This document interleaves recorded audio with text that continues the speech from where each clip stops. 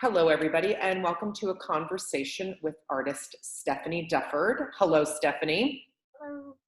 Thank you for being a part of this cataloging and zooming all of the people who are contributing and exhibiting with this year's Evanston Made group show. First and foremost, talk to us about what it is you're showing. I have always thought I'd be an artist, and while I work arguably in the arts, I work in film, I don't get to do drawing and painting like I had imagined I would. So with little time that I can carve out now that my stepkids are older, I decided to do illustrations of neighbors' dogs. I've always drawn my own pets as just little mementos or cards for family, and with some encouragement from others, they were like, you should, offer to do portraits. And they're just small little card-sized pictures, and I'm a big fan of dogs. I don't have any, so I love on everybody else's, and so I know all the dogs in the neighborhood, and I asked neighbors if they would send me like 3 or 4 of their favorite snapshots of their dogs, and then I would pick and illustrate them. So this is just one of them. It's Elsa. She lives right up the street. She's the collie up the street. She's a beautiful dog. And what program are you using to make these illustrations? Is it hand done? Is it computer? Yeah, they're hand done. Like I said, they're greeting card sized, and I just use kind of whatever pens and markers, and I use a lot of whiteout, which is why I do mixed media. I use my fingers and whiteout a lot. Wait, why do you use whiteout as opposed to white paint? Because I'm not using paint in any other part of it. I'm just using markers and pens, and then I do have like milk pens that I use sometimes, but I don't know. I got into using whiteout as a medium, and it's mostly because do you use the little tiny brush that comes in the bottle? Yeah, the little sponge and my finger. It was just something like very attainable. Our house is small. There are 3 kids that are now basically adults now. There's not a ton of room. Mm-hmm. And so it's just my little compact way of making cards, basically. And is that also why you work small? Because the studio space that you're in is very small? Yeah, I just work at our dining room table. Like I don't have space. So someday maybe, but yeah. So right now, this is your studio. I was going to say, like, what is different about your practice now that there's shelter in? Is there anything different, or is this where you're always making? Yeah, I mean, I don't have a studio per se. I mean, we have an unfinished basement that I've had like dreams of like creating some sort of appropriate ventilation and picking up my oil paints again. But it's just hasn't been practical. But shelter in, I thought for sure quarantine, like not working, would mean that I would really get through this series quickly. But I haven't actually stopped working. I'm somehow still considered an essential worker. I photograph real estate.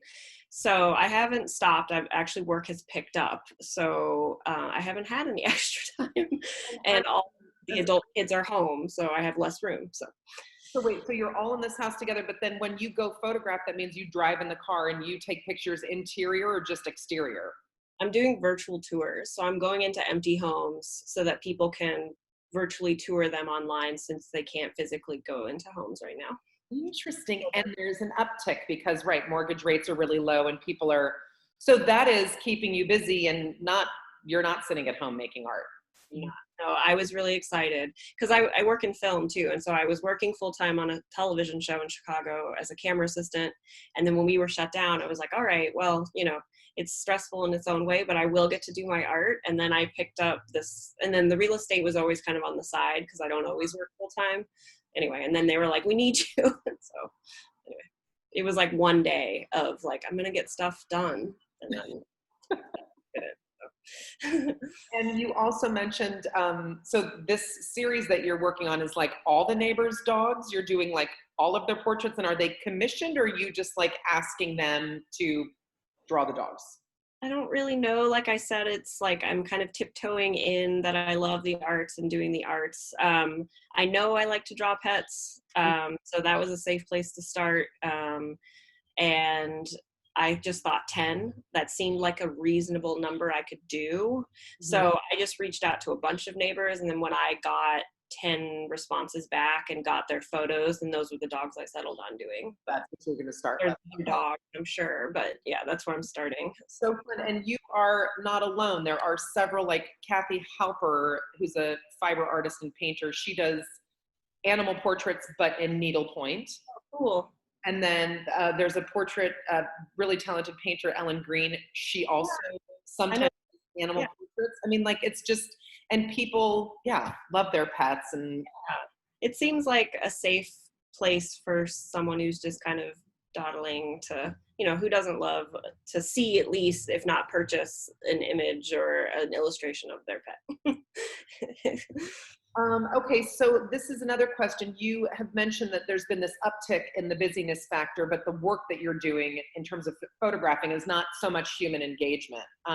With this shelter in, how are you doing not being around people? Is it a wonderful respite? Are you Zooming all day long? Like, what is it like from that perspective? My husband and I are both like pretty quiet, loving people. So the quiet of everything has been, on one hand, it's like unsettling. And on the other hand, it's like, oh, I could kind of get used to this slower pace. I have tried to distance myself from social media for years now. It just wasn't making me feel very good. So I actually already wasn't on social media when this whole thing started. And so I really miss face-to-face, because that's how I had decided I was going to have my friendships. And then now we can't. Yeah. So are you Zooming with friends, or are you doing like Zoom happy hours or whatever? No, my husband is a little bit, and we do Zooming with family. But because I've been so swamped, totally a surprise to me that I'd be so busy. But I think if I had more downtime, I probably would be. But yeah, I really just haven't seen people. That's okay, because the quiet loving, it wasn't quiet, comma, and loving, but you love quiet. So it's been a nice respite for you. Yeah. I mean, I can't complain. It's not without its stress, and and it's unsettling just to not know what's going to happen next in 2020. But yeah. Planning until dinner time is the new hot and fun thing to do. So let's talk a little bit about your background as an artist. You mentioned a ventilation system that might let you get back to oils. What is your art background? How do you self-identify as an artist? Talk to me about that. Okay. I do.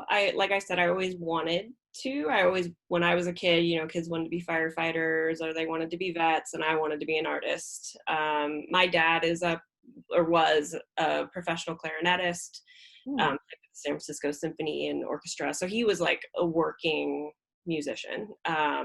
And he like paid the bills that way. And so it wasn't like it wasn't like I grew up with a bunch of doctors or something, but the arts was something I always wanted to do. I was not gifted in music, much to my dad's disappointment, but I always liked to draw and paint. And my great aunt, who recently passed, so she was my dad's aunt. She was a huge champion of the arts, all arts. She was a huge lover of attending all of my dad's operas. So I got, that's how I got to go, because Aunt Lucy would take me. And then she was, big on the Impressionists and museums, and signed me up for art class. And not that my parents weren't supportive, but she was like very involved. She would have like clay making in her backyard, and we'd make animals out of clay, just constant art exposure. So I just grew up saying I'm going to do that. I like that. How could I like do a job that is so fun? So then when I was in high school, I had very limited art classes in my high school. I went to school in a small school in Colorado. And I like took AP art like every year. Like I just did the same class over and over because that was all that there was. But I tried to supplement with classes outside, and my GD, my grandfather liked to dabble in paint. So we'd paint together, anywhere I could could get my hands on anything. I liked watercolor. I did acrylic, even though I wasn't great at it. I hadn't really been exposed to oils. It just wasn't like something I experienced till college. But I only applied to art school when I was in high school. And I was accepted to 4 different schools, and I toured them all, and I ended up at RISD, and it was the best. And I loved it. And I actually, like 2 years in, was like, I don't know if I have the gumption to be a painter. It's kind of a scary prospect. So I ended up changing gears, looking more into art for film. Mm-hmm. And I ended up transferring into Columbia College, which is how I got to Chicago. And then I ended up really falling in love with camera imagery. So my degree is in cinematography, and I shoot independent features, and then I also work as a camera assistant when COVID-19 isn't happening. So yeah, so I mean, I'm technically in the arts. I'm more in the entertainment arts. You know, I mean, it's kind of like which flavor. I thought I was going to be in the fine arts, and I'm not. But in the fine arts, you have a fundamental background, and you know how to do most fine arts. Yeah, and that's where I had like hoped, or like had always imagined I'd land. And then I was really afraid of not having a trade, and just the realities. It's like, how am I gonna get healthcare? How am I going to support myself? And so then that's when I started looking into programs that were in film, because film is a group, it's a team effort. I'm not like an artist in a studio, self-advocating. I don't have that in me, I think. So that's why I left RISD, even though I loved it. It was like the best 2 years of my life. But and then you were able to get a degree then that you worked in. So you've had a career thus far, because Stephanie, you're very young and you haven't landed anywhere yet, because you're still growing and learning and all of those things. But it sounds like the pivot that you made, you were then able to get work and keep making art on the side, as it were. Right. Exactly. That's how so it's like people would argue, like, you are an artist, you work in movies. And it's like, well, it's kind of more factory work than it sounds. But yes, I am an artist on the side. Are you interested in making any short docs yourself and doing film work that you're doing? I mean, I am a cinematographer. And what I love to shoot are features, narrative features. That's kind of a dying breed now. Television episodic series are really kind of the way of the land now. Mm-hmm. So I think of it kind of more as a hobby. Independent film isn't really a place where you can like make a career anymore. You either kind of just do it project to project, or you get with the studio.